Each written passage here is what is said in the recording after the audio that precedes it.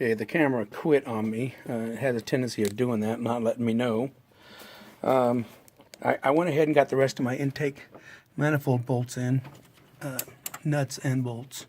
So there are 4 of these nuts, because 4 studs are sticking out. There's only 2 bolts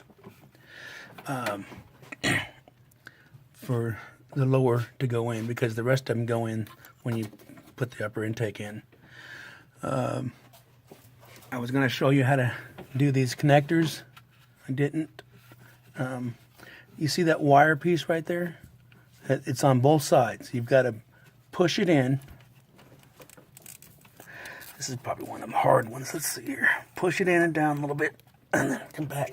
This is one of the hard ones where I actually use some water pump pliers to squeeze it a little bit better. Okay, so come on there. Let me put this, get this camera set up so you can see better. Things would just work for me.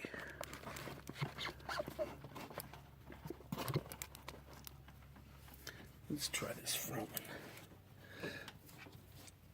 one. Okay, so you squeeze together on those and you pull out.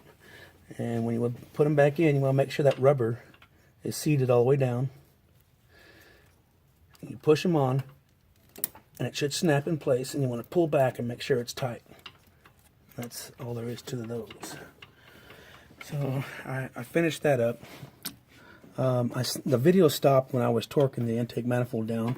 You start from the inside, the middle, and you work your ways out, crisscrossing, and just torque it down to where it's I don't use a torque gauge anymore for things like that. I will on heads and rod journals and connecting rods and crankshaft journals and stuff like that. I don't do it anymore for intakes and valve cover gaskets and stuff like that, because it's just too tedious. I've worked on it on these vehicles long enough to know that when it's tight and not going to be too tight and not be too loose. I've never had an intake loose that leaked on me. So anyways, we did that. Now Isaiah's cleaning the top portion of the heads for the valve covers to go on. I'm gonna turn the camera this way, see if we can see the valve covers over here while I'm working on them. I'm gonna get them ready for the gaskets. He's got them cleaned up.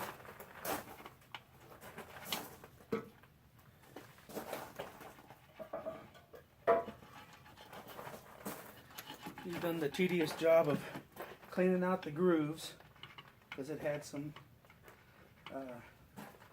sealant in there. Probably was Indian head or something like that. This is a low budget build. We're using as much stuff as we have. One of the things we have is black super weather strip and gasket adhesive. That's what we're going to use to hold the intake, the valve cover gaskets in place until we get them positioned on the head. So I'm going to put just a small dab, line it up inside of the groove here. You don't have to use very much at all.